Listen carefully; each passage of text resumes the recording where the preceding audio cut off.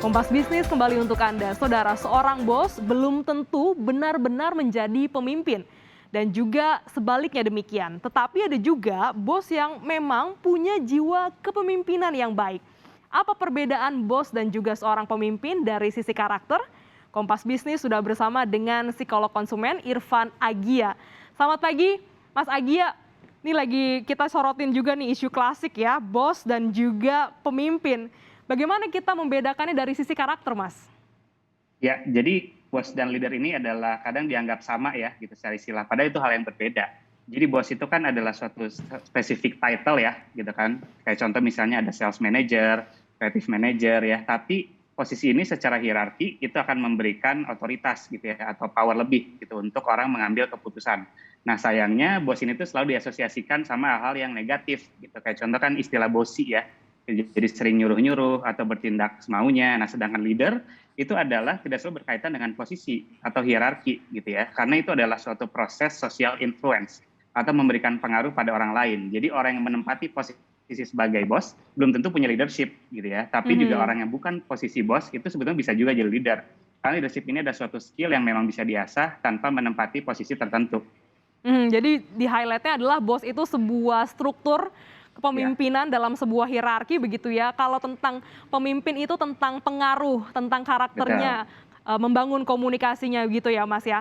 Ini dalam konteks perkantoran nih kita masuk yang lebih umum lagi. Nggak jarang nih kita ketemu dengan atasan yang bersikapnya sebagai bos ya, bukan pemimpin begitu ya. Sebenarnya dampaknya seperti apa sih bagi pekerja? Ya, jadi ada riset juga dari psikolog namanya Robert Hogan. Dia tuh mendefinisikan ada 4 jenis karakter ya, yang bad boss, yang bisa memberikan pengaruh buruk pada karyawan. Yang pertama tuh yang otoriter. Jadi ini bos yang pengen semuanya in control dari dia gitu ya, bahkan sampai micromanage ke hal yang kecil gitu ya. Yang kedua namanya laissez-faire. Jadi dia itu jarang kerja dan membiarkan karyawan itu bekerja tanpa banyak dia supervisi. Sehingga Hmm. karyawan itu jadi bingung gitu ya. Jadi pekerjaannya harus dibawa kemana karena dia nggak ada feedback yang berarti bagi mereka.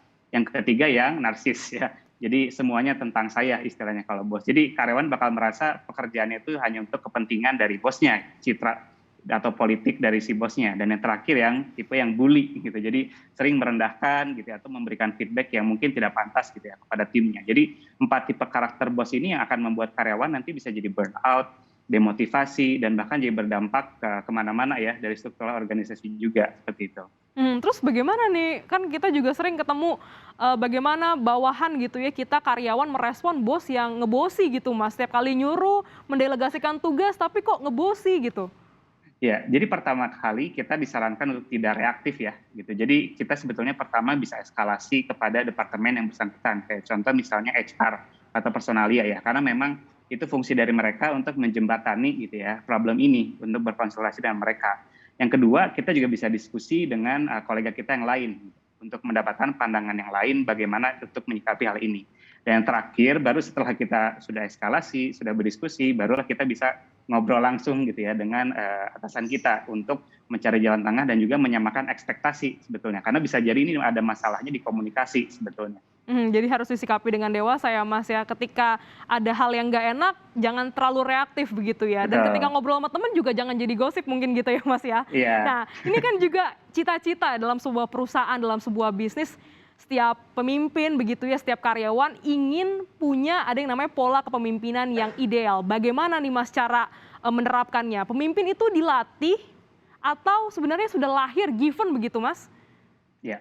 Jadi untuk pola kepemimpinan yang ideal sebetulnya nggak ada one size fit all ya, istilahnya nggak ada satu ideal style yang cocok untuk setiap perusahaan. Jadi ada istilahnya justru kalau leaders yang bagus itu adalah yang creating more leaders gitu. Jadi untuk menerapkan pola kepemimpinan yang ideal adalah bagaimana kita bisa menyikapi dengan 3 hal gitu ya. Pertama, empati. Jadi leader itu harus punya empati bahwa setiap orang di timnya itu punya kebutuhan berbeda-beda gitu ya. Jadi mereka tidak bisa menyamaratakan cara perlakuannya gitu ya kepada tim yang lain. Yang kedua, trust. Nah, ini penting juga untuk menciptakan leader yang baru. Leader yang pertama ini juga harus memberikan ruang dan juga kepercayaan gitu kepada timnya agar bisa menyelesaikan pekerjaannya sesuai dengan kemampuan mereka. Dan yang terakhir adalah open, terbuka. Gitu. Leader yang baik itu harus bisa menerima masukan-masukan yang baru dari opini yang berbeda juga dari timnya sehingga nanti ini bisa jadi suatu pola kepemimpinan yang ideal gitu ya di setiap perusahaan. Kalau setiap leader punya 3 sikap ini. Itu artinya pemimpin yang baik itu juga harus bisa mencetak pemimpin berikutnya, begitu Mas? Betul, betul. Oh, jadi memang harus bisa mengatur, mendelegasikan, dan juga mencetak. Makanya ada empati, trust, dan juga open ya Open, Mas ya. Jadi ini ya, bisa menumbuhkan ruang untuk setiap karyawan di bawahnya punya jiwa pemimpin. betul. Nah, Mas ini selanjutnya bagaimana seorang karyawan ini bisa mempersiapkan diri untuk menjadi pemimpin? Ini bicara soal level keduanya.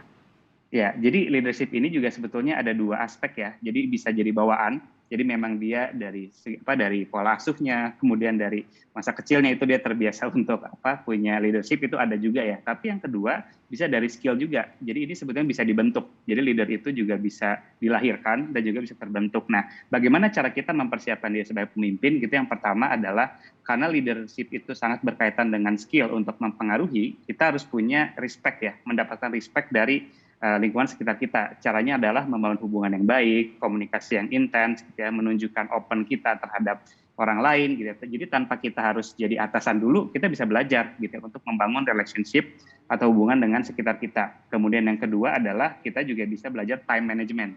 Jadi kita tahu apa saja jenis-jenis pekerjaan yang bisa kita lakukan dan mana yang harus kita leadership-kan gitu ya, influence untuk orang lain membantu kita. Jadi kita belajar delegasi juga. Dan yang terakhir, yang ketiga, jangan lupa baca-baca buku juga gitu, dan juga update dengan tren terbaru. Karena setiap tahun teori dan juga manajemen style itu akan berbeda dan update. Kayak contoh di era digital gitu ya, leadership juga akan berubah ketika untuk mendelegasikan via Zoom gitu ya, misalnya via digital. Jadi memang kita harus update juga dengan perkembangan terbaru tren, market, dan juga teori-teorinya.